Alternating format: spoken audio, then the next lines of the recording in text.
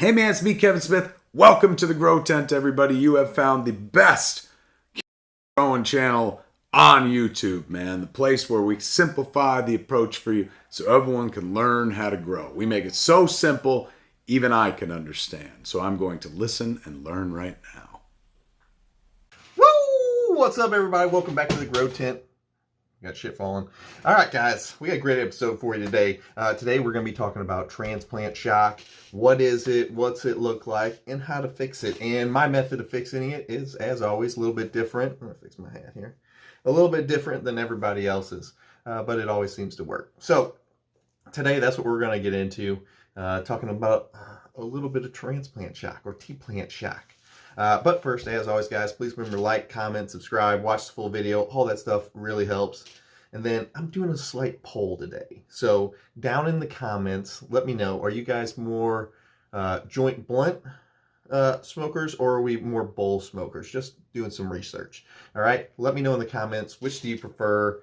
And if it's way, you prefer it one way more than the other. All right, so let me know down in the comments below. All right, guys. Also, if you haven't joined our Patreon yet, I'm going to tell you right now, we got a collab coming up with Mr. Grow It right now. I probably wouldn't want to miss not joining the Patreon. That's all I'm going to say. All right? All right. That's all I'm going to say. All right, let's get today's episode started. No commercials today. Just a nice quick video I want to talk about because I had, I don't know, 2 or 3 questions in the same week come up about transplant shock. So today we're going to talk about it. So first of all, what is it? What is transplant shock? Well, we're mostly all growers here. We've probably all seen it at some point or another. We have a happy, good-looking plant. We take it, we put it into its new pot. The next day we come in there and the whole plant looks like it's just fallen over and looks like it's about to die. This can happen it mainly happens in younger plants, but it can happen in some older plants too. I will tell you, generally super healthy cannabis plants will not do this ever. I can take them out of the pot, I can cut the root ball in half, throw them into some new soil, and they will never look sick or get transplant shock at all. Not once, ever. But on the other hand, let's say, you've had a couple problems with your plant, you've had a couple of issues that have come up in the grow. Getting transplant shock is just another way to say stress. And the stress is brought on by you taking it out of one home and putting it into another home, messing with the roots, and then the plant's not happy about it. So healthy plants, you will never see this. Like I said, you can do pretty much whatever you want to them. They're not going to experience anything like this. But if your plant is not on top of its game, and whenever you transplant, you can leave you with a stressed out plant, we'll call it, instead of a transplant shock. But everybody really knows it's transplant shock, but it's really just stress. Okay, so what can you do to fix it? The biggest myth when it comes to this is that you need to water your plant. The reason this myth exists is because people see the plant, they see the leaves all laying down, and they automatically assume, well, it's got droopy leaves, we need to water it. Now, I mean, if the soil's completely dry, turning to dust, then yes, you probably do need to water it. But now we're into, this is not transplant shock, this is just your plant's dry and it needs water. It's 2 completely different things. Learn to identify the signs and symptoms and the variables of what you're looking at. So, but for today, we're talking about why the plants are laying down, all the leaves are laying down because of the added stress that you put on them whenever you transplant them. So the big common misconception is, since it's a droopy looking plant, that means we need to water it. If the plant doesn't need water, you watering it makes the symptoms worse, not better, okay? So the biggest thing you can do is actually just turn your light down for a little bit and leave the plant alone. The plant will dry up, or it will rebound. As long as it has water in somewhat, or any kind of water in there to where they didn't need to be watered, and that's why it was laying down, the plant will 100% recover from this. All right, let's say 99%, because I know some of you have got some, you've got a super sick plant and you transplanted it and now it's even worse because maybe you thought it was root bound or something, and it really wasn't.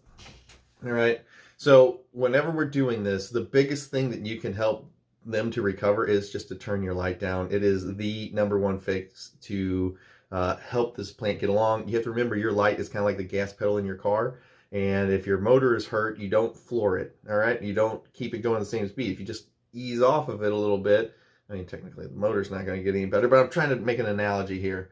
All right, so just back off the light a little bit, just turn it down a little bit, just for a couple days. You can go right back, but just for a couple days, and the plant will respond and get perked back up way quicker than if you just left the light on at the same intensity for where that plant's at. A couple days ain't gonna hurt you. You're not gonna lose any yield because you let the light turn down a little bit so the plant could relax and recover. All right, so the biggest fix for this is just to turn your light down for a few days. Leave the plant alone.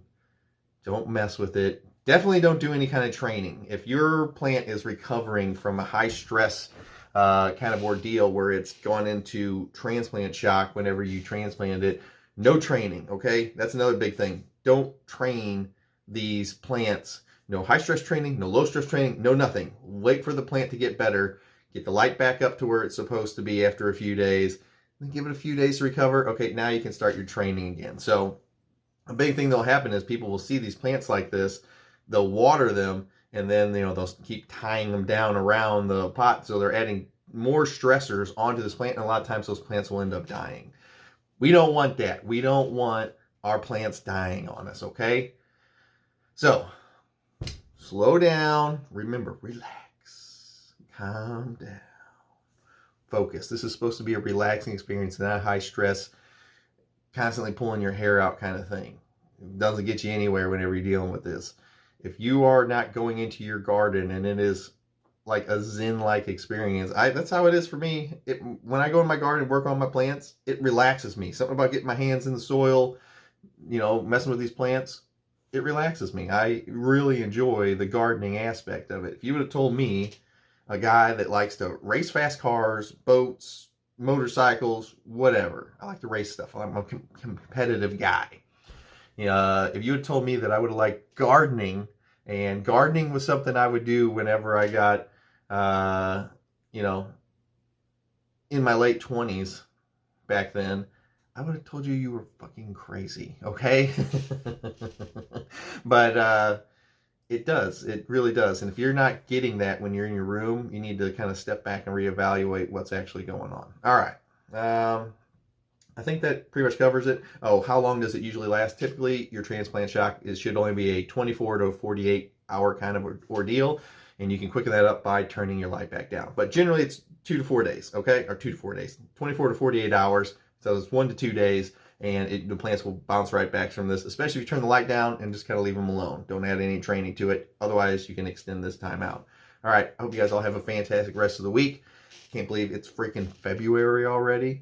I'll see you guys next time. GT out.